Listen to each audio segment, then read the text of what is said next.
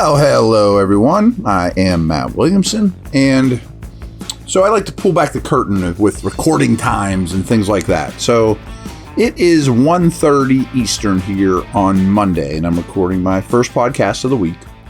And so I hope you get plenty of time in the next 24 hours or so to digest this. And I've been doing podcasting before most of you knew what podcasts were. And that's one of the issues is once it's recorded, the world keeps moving and the podcast stays the same. So some of this stuff might be already, out there, or, reporters have talked about it. And all I want to talk about today is things I'm looking for at OTAs. And Wes Euler, Dale Lawley, and I will be on the air every OTA day, which is Tuesday, Wednesday, Thursday, this week, the week after that on Steeler Nation Radio. So we're doing a 2-hour show at the field, on the sidelines, and I think they're going to give us a player every day. He'll sit down with us too. So I'm going to watch as much as possible, but being on the air is different than standing there with your hands crossed watching practice. But practice will start before I'm on the air, and I'll get down there early, check out as much as I can. Certainly body types and things of that nature. But here's my watch list, things I'm trying to key in on while I'm down there. And certainly you could be like, boy, this undrafted safety's making big plays, blah, blah, blah. No, I'm going to keep it pretty obvious, to be honest with you. So let's do offense first. I'm going to talk about Kenny Pickett. Not is Kenny Pickett good, or is he taking snaps with the first team like a year ago? But speaking about a year ago, it was Mitch, it was Mason, and Kenny there last year, and how they were going to be used in the pecking order and the week one starter, and all those things were much more unclear.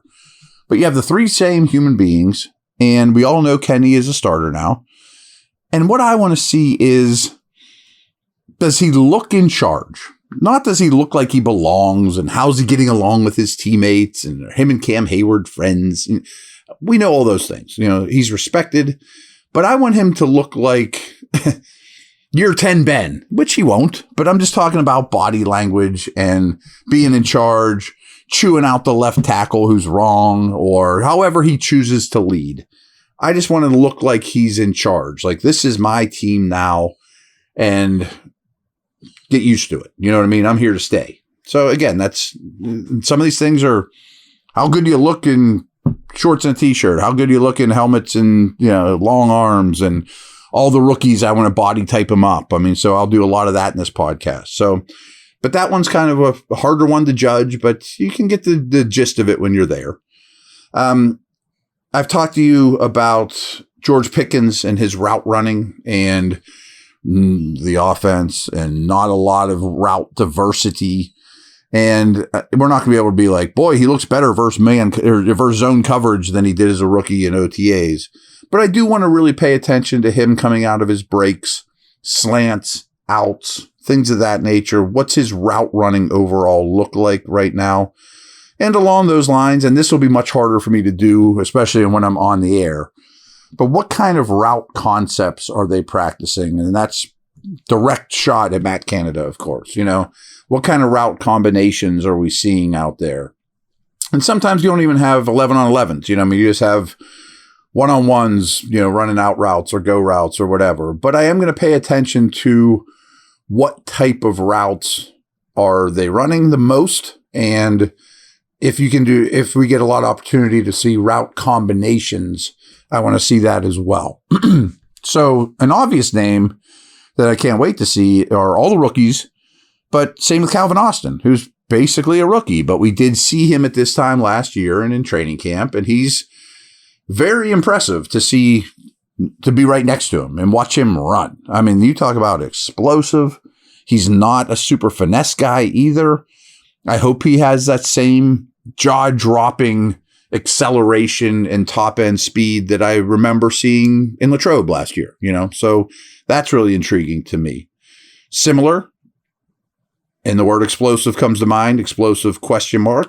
Allen Robinson, If he doesn't look as explosive as Calvin Austin, which he won't, he can still win. Crafty, old man at the Y, pick up hoops game mentality, rebounder, getting his elbows in you, that type of thing. So he can have an old man game and still win. But if he's out there moving around really well, like really well, I'm going to be highly encouraged, because he's not young. I didn't think he moved poorly with the Rams or Bears the last 2 years. He's not going to be, Tyreek Hill, but I am real curious to see how well he sinks his hips, explosion out of his routes, acceleration, those type of things. So he's certainly interesting to me. Some of these guys, and Darnell Washington epitomizes this, I just want to walk by him again. I saw him when he was here on his visit. I happened to be at the facility, and my jaw dropped as he walked by, and I turned to Dale and I said, that has to be Darnell Washington. I mean, holy cow. Now, what's he look like in pads and a helmet? And, that's not scientific scouting, but I do want to see him hit the sled. I hope he's bending at the waist a little less, with blocking. I want to see him accelerate down the field at his immense size. Hope they have him run a seam route or two. Just see him open up that stride. I don't even care if anyone's covering him. But he's going to be one of my favorite people to eyeball up close on a practice field. Connor Hayward is also on my list. Is he lined up in the backfield? Is he lined up in line? Is he lined up in the slot? All the above? Is he a heavy pre-snap motion player? I think the answer is probably yes. They probably have already released them, but they will give me, a depth. They'll give me the roster so I know all the numbers and all that. Does he have FB by his name or TE? Frankly, it doesn't really matter to me, but I am going to take note of that. And then 2 linemen. Well, the first round pick, I'm interested in watching. Rinse, repeat, say the same thing next year, say the same thing last year. I saw him in the building after he got drafted, and he is incredibly physically impressive, even as first-round offensive tackles go. He's another one when he's practicing his pass protection stuff. I'm hoping his hand usage, keeping his eyes high, are all a little sharper than what I saw last go-round. Can't wait to just see him run, too. I mean, he's a rare run skills for such a big player, just getting out there and running down the field. So plenty to watch with him, even though it's probably a, quote, boring position for a lot of you. And last one is LaRaven Clark. Want to see him in person? He's huge. He has crazy long arms. Now with the Jones selection, people aren't talking about Clark at all. They hardly were to begin with, but I assume he will be right tackle only, which is exactly what you want to hear for him. I think he's your number 2 right tackle and could be a more than serviceable one. So quick break here and we'll talk about some defensive guys.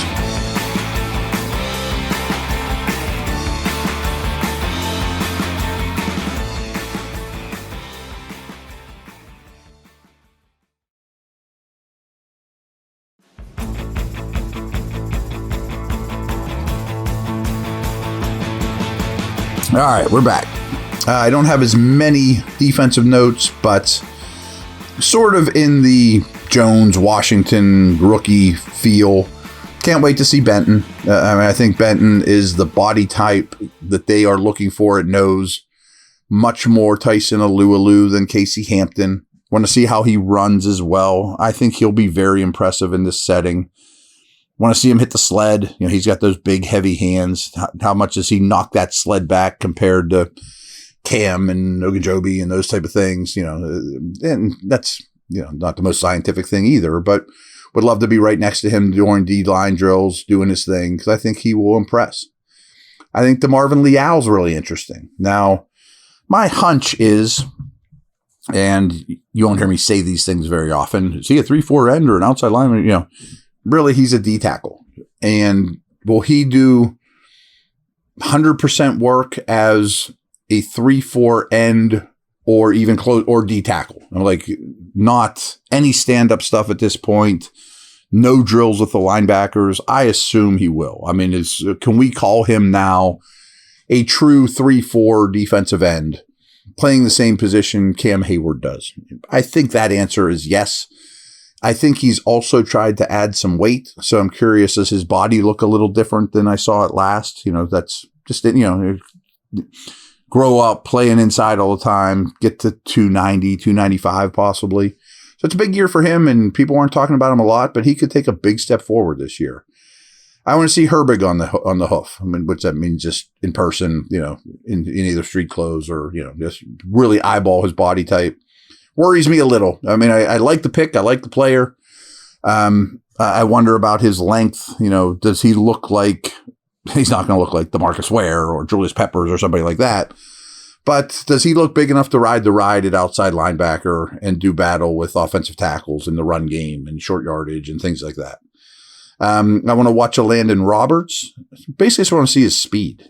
How well does he run, or how poorly does he run? Is he slow?